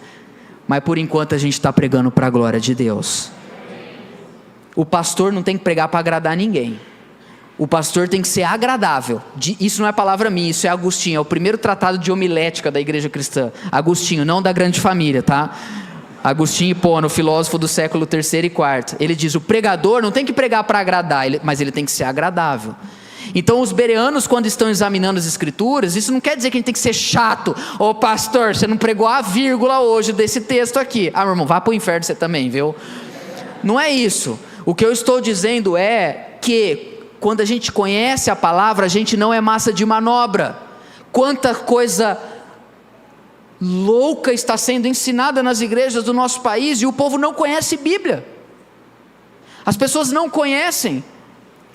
E por que não conhecem e não se interessam? Eu costumo dizer, se o pastor na igreja, no domingo, no púlpito, na pregação, não valoriza as escrituras, por que as pessoas vão valorizar de segunda a sexta na casa delas? Fuja, meu irmão, de igrejas onde o texto não é valorizado. Eu falo isso na Igreja Vida. Eu falo, eu não sei, talvez você vai sair, todo mundo vai sair da minha igreja um dia. Eu falo, todo mundo vai sair da Igreja Vida um dia. Uns vão ser transferidos para Nova York, outros para Serrana, era uma piada isso, mas tudo bem. Tem alguém de Serrana aqui, desculpa, tá? Não precisava ser. Todos nós vamos sair. Você vai sair, você pode ir para outra igreja, mas por favor, não vá para uma igreja onde a palavra não é valorizada. Vá para um lugar onde a palavra de Deus, ela é central. Essa é a nossa herança como reformados. O ápice do culto protestante não é a hóstia na sua boca. O ápice do culto protestante é a palavra exposta, nutrindo o povo para que já não haja mais ignorância, porque nós fomos emancipados, as escrituras nos libertam da ignorância. Ninguém pode dizer para nós coisas que a palavra de Deus não ensina. A autoridade do pastor está no texto bíblico. Não é uma revelação, não é uma nova onda, não é um modelo de igreja que tem autoridade para poder transformar a vida das pessoas, mas é o texto. Céus e terra passarão, mas a palavra de Deus permanece para sempre. Por isso eu louvo a Deus pela iniciativa do pastor Carlos e toda a equipe de liderança dessa igreja em pensar uma conferência onde se fala do poder de Deus e das Sagradas Escrituras. Valorize isso, irmãos. Leia a Bíblia, conheça, para que você não seja ignorante. A irmã Odete, que se converteu na nossa igreja muitos anos atrás, ela era analfabeta. E ela se converteu na nossa comunidade e ela aprendeu a ler com mais de 70 anos de idade.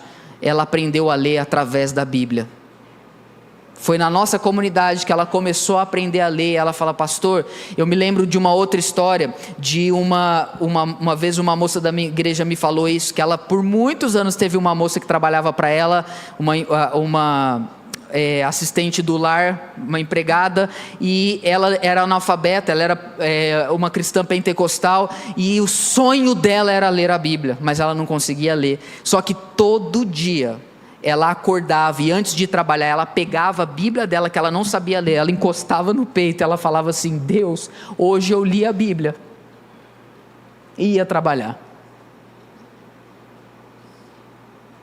E a gente tem tudo, a gente tem 200 Bíblias muitas vezes na nossa casa, a gente tem Bíblia no nosso celular, e a gente gasta 10 horas online, a gente gasta 2 horas no Instagram, a gente não consegue ler 10 minutos de Bíblia. Por quê, irmãos? Porque a verdade é que a gente não ama Deus de todo o coração.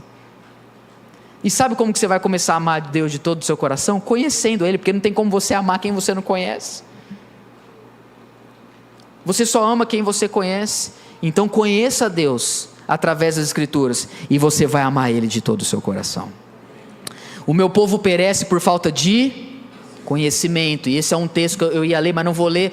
E quando Deus está falando isso através do profeta Oséias, ele diz: e a culpa é de vocês, sacerdotes, porque vocês privaram o meu povo da palavra. Então a Bíblia, ela precisa ser lida, como diz aqui o texto, olha, todos os dias.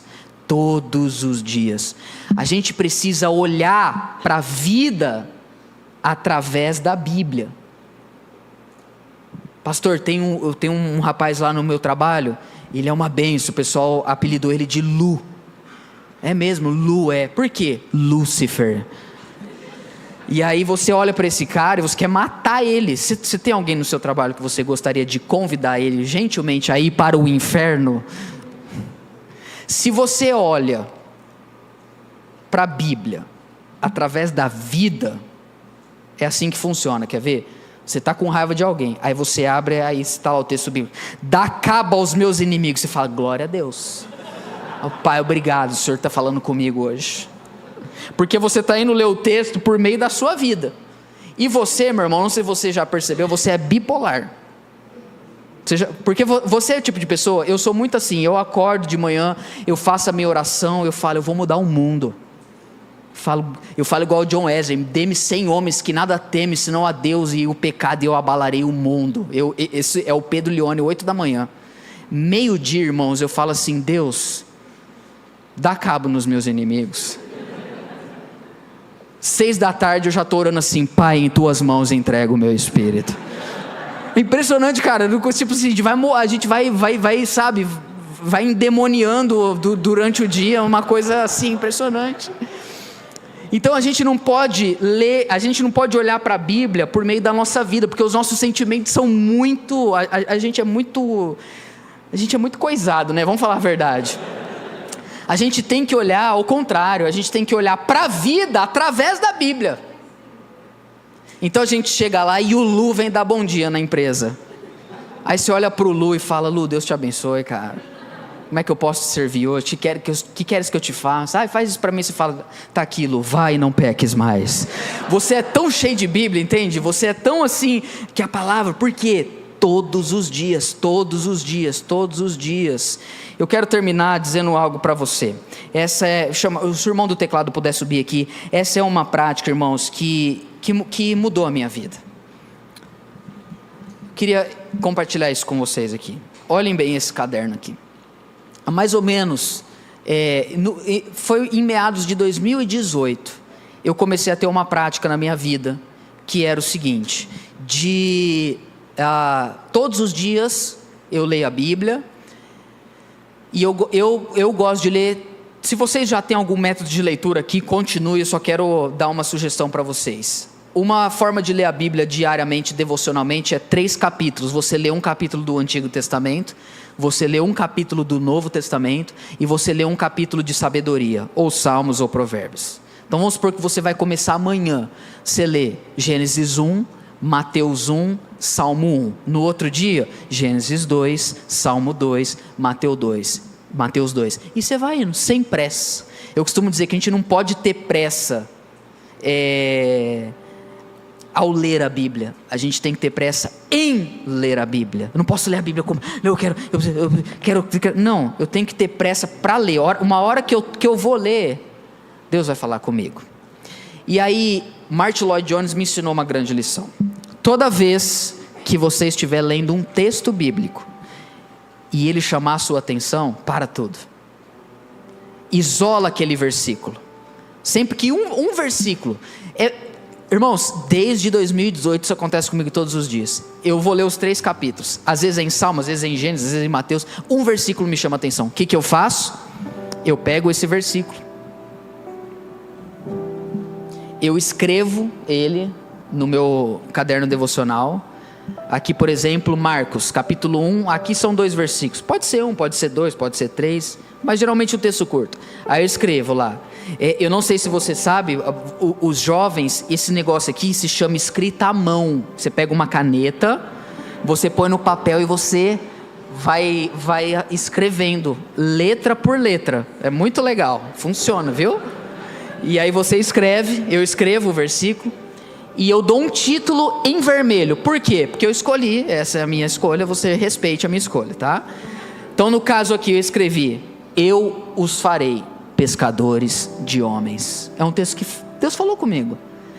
Aí eu escrevo o versículo e o endereço. Aí eu escrevo pensamentos. É uma mini devocional, são pensamentos. Aí eu escrevi assim, ó: que texto lindo. Jesus andando à beira do lago de Genezaré, mar da Galileia. Aí eu, entre parênteses, estive lá em 2022. Para quem interessa essa informação, mas eu coloquei. Aí eu escrevi: ele viu Simão e André. Aí aqui eu não estou entendendo o que eu escrevi, porque eu tenho letra de médico. Aí eu escrevi aqui: siga-me, mas o meu chamado não é... Eu já não estou entendendo nada da minha letra aqui, mas eu não quero ser pescadores de peixes, eu quero ser pescadores de homens. Aí eu coloquei entre aspas: eu os farei. Aí eu escrevi: faz, Senhor, faz de mim pescador de gente, que os afazeres do ministério não me atrapalhem a amar pessoas. Aí no final eu escrevo uma oração. Tá dando para ver aí, gente? Aqui, ó. No final eu escrevo uma oração. Aí eu escrevi assim: me faz pescador de gente, que eu possa te seguir. E obrigado por me ver, Senhor. Porque o texto fala que Jesus viu Pedro e André. Eu achei bonito isso. Aí eu escrevi assim: obrigado por me ver. O Senhor me viu à beira da praia, o Senhor me chamou. Isso é um texto, é uma leitura devocional. Aí eu coloco uma data, eu coloquei aqui, ó, 18/11/2024. Eu estou no meu 8º caderno. Qual que é a minha intenção? E eu compro sempre esse caderno aqui, porque eu gosto, eu acho bonito, de elástico. Se você quiser comprar outro, tudo bem. Mas o da Moleskine custa mais de R$100, mas tem um da Cícero, que é nacional, custa 60. Mas um caderno desse, para mim, dura uns 8 meses. Então, é mais barato comer comida japonesa, né? Então, eu estou fazendo um acervo. Eu quero, quando eu estiver bem velhinho, eu quero deixar uma caixa cheia de cadernos devocionais para os meus filhos e para os meus netos. Se eles vão ler, eu não sei, isso é problema deles. Mas a minha parte eu quero fazer. Quero deixar um legado espiritual. Eu quero que eles vejam: o meu pai, o meu avô tinham um compromisso com a palavra de Deus. Sabe quando você está na praia? Quem está com saudade da praia aí? Fui para Ubatuba 15 dias atrás, viu? Para glorificar de pé, igreja. E aí, sabe quando você está andando na areia da praia? Aí você olha para trás, você vê as pegadas. Eu falo que os cadernos devocionais, eles são pegadas que a gente olha para trás e a gente vê: eu tenho gastado tempo com Deus. E isso vai nutrindo a gente de sabedoria. Porque as Escrituras nos libertam da incredulidade, da religiosidade e da ignorância. E eu quero terminar lendo um último texto, se o pastor Carlos me permitir. Se o irmão puder projetar para mim, Lucas 24:25. Já citei eles aqui, esse texto. Olha o que diz Lucas 24:25. Palavras de Jesus: então lhes disse: como vocês são insensatos e demoram a crer no que os profetas disseram. Coloca, irmão, o verso 32 para mim. E disseram um ao outro: não é verdade que o coração nos ardia no peito quando ele falava pelo caminho, quando nos expunha as Escrituras. E agora o verso 44, tudo Lucas 24. A seguir, Jesus lhes disse: são essas palavras que falei, estando ainda com vocês, era necessário que se cumprisse tudo o que está escrito a respeito de mim na lei de Moisés. E o último verso que eu quero ler é o verso 45. E então Jesus lhes abriu o entendimento para compreenderem as Escrituras. A minha oração agora, eu quero orar que em nome de Jesus, nessa noite, o Espírito Santo abra o seu entendimento, para que quando você lê o texto bíblico, você diga como os discípulos no caminho de Emaús: não nos ardia o peito enquanto ele nos expunha as Escrituras. Que você seja transformado pela palavra de Deus. Feche seus olhos, se o louvor puder subir aqui. Muitas pessoas têm dificuldade de ler a palavra. Pastor, eu leio a Bíblia, eu não entendo um monte de coisa. Não se preocupe com o que você não entende. Se preocupe com o que você entende. Se você leu e entendeu e não está cumprindo, essa deve ser a sua preocupação. Só que a Bíblia, irmãos, ela é um livro espiritual. Eu costumo dizer que ler a Bíblia sem o Espírito Santo é como ler um livro de páginas em branco. Nós precisamos do Espírito Santo para abrir o nosso entendimento. E a minha oração mais sincera nessa noite é para que Deus abra o entendimento do seu coração, que Ele ilumine o seu coração, e que você, a partir de hoje, leia a Bíblia de forma sobrenatural.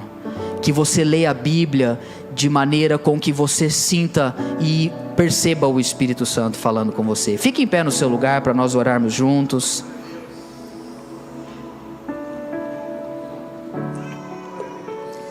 Hoje é uma conferência, e eu acho que conferências são momentos diferentes e propícios e espirituais para a gente às vezes fazer algumas coisas que às vezes a gente num culto normal acaba não fazendo. Eu queria dar a oportunidade para você hoje vir até a frente, você que gostaria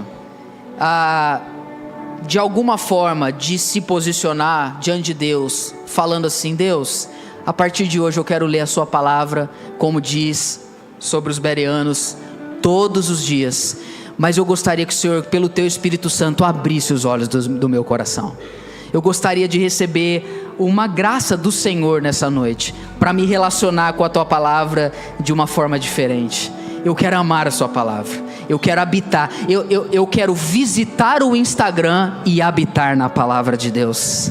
Eu quero habitar, eu quero amar, eu quero poder ler Jeremias e me alegrar, eu quero ler Ezequiel, eu quero ler Ageu, eu quero ler Naum, e eu quero ver, eu quero que o Senhor fale comigo, eu quero ler toda a Escritura, porque toda ela é inspirada por Deus, e eu gostaria de orar por você nesse sentido. Vem aqui à frente se você gostaria de ter essa atitude diante de Deus, para que, dizendo para Deus: Deus, a partir de hoje eu quero ter uma leitura diferente das Escrituras. Eu quero, como os discípulos do caminho de Emaús, dizer: não nos ardia no peito o coração enquanto Ele nos expunha as Escrituras.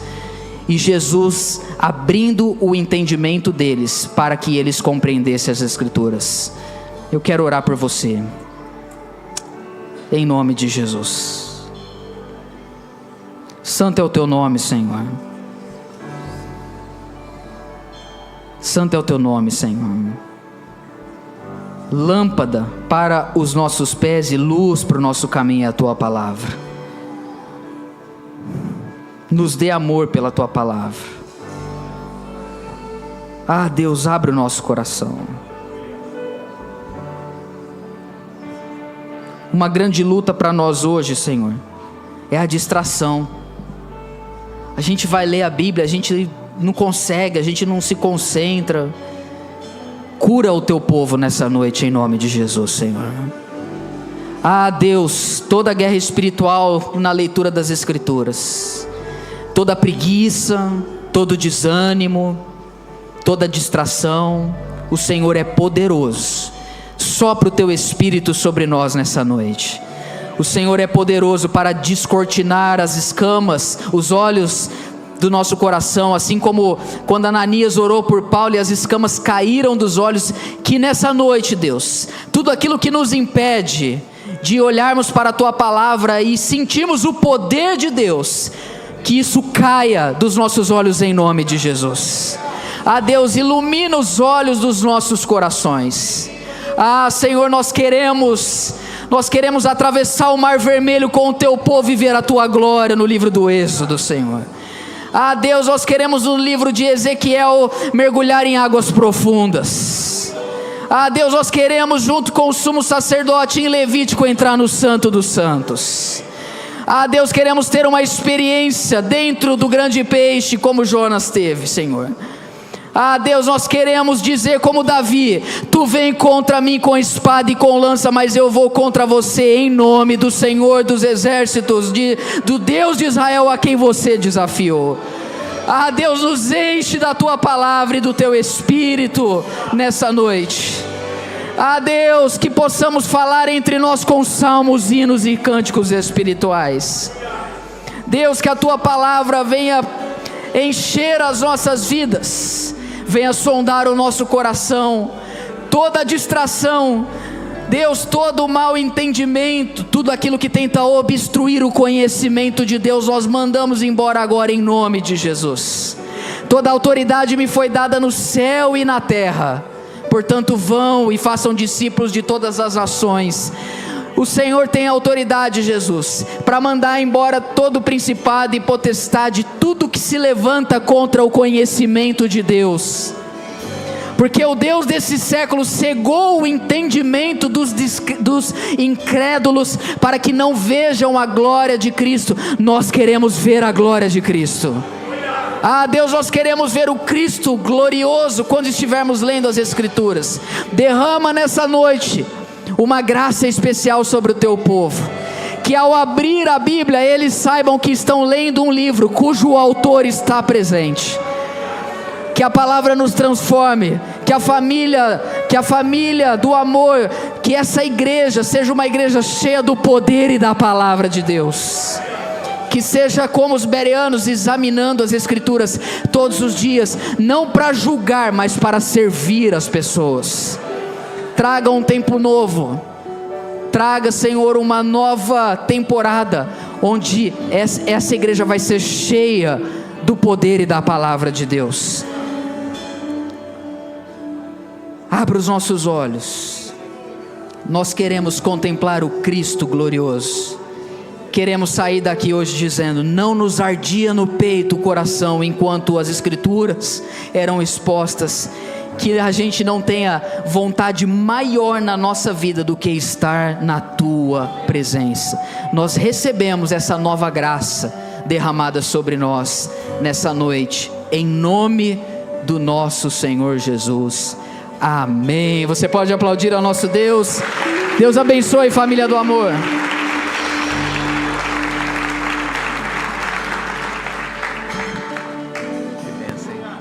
No início eras a palavra, com Deus Altíssimo.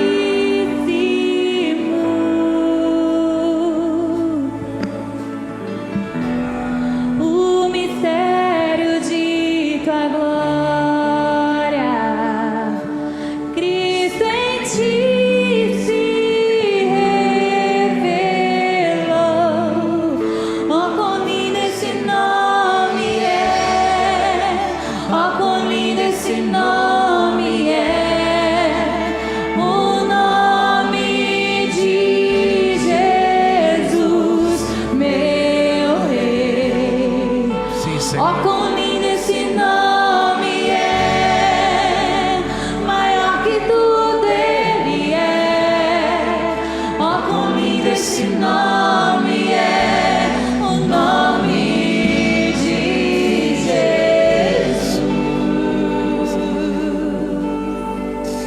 Glória a Deus. Quantos receberam essa palavra?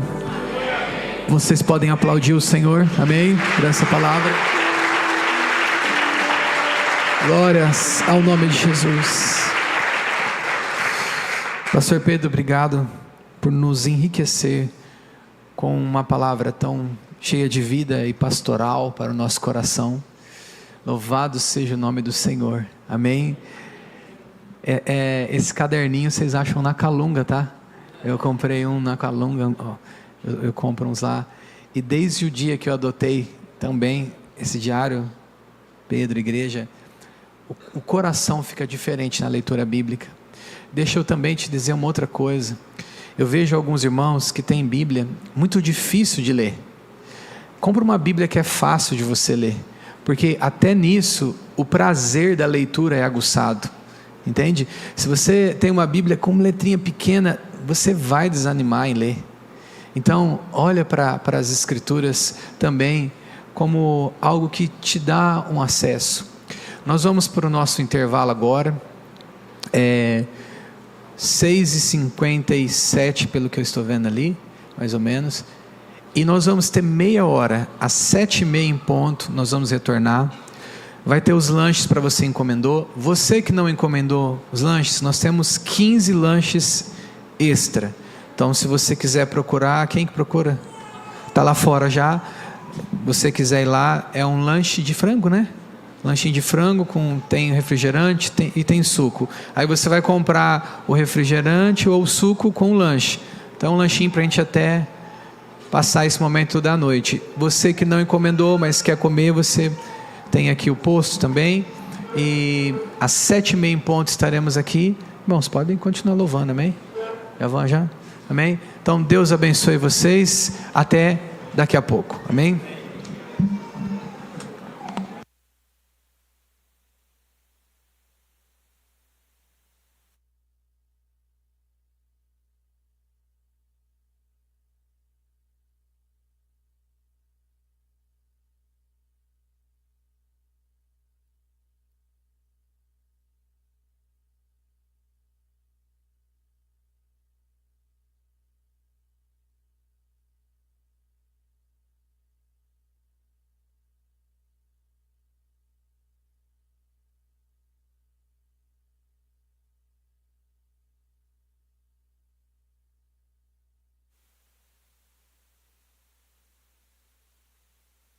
Jesus, quero declarar teu nome sobre toda mente e coração,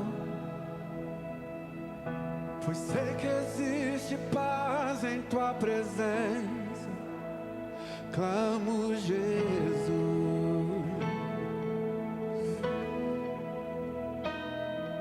Jesus, quero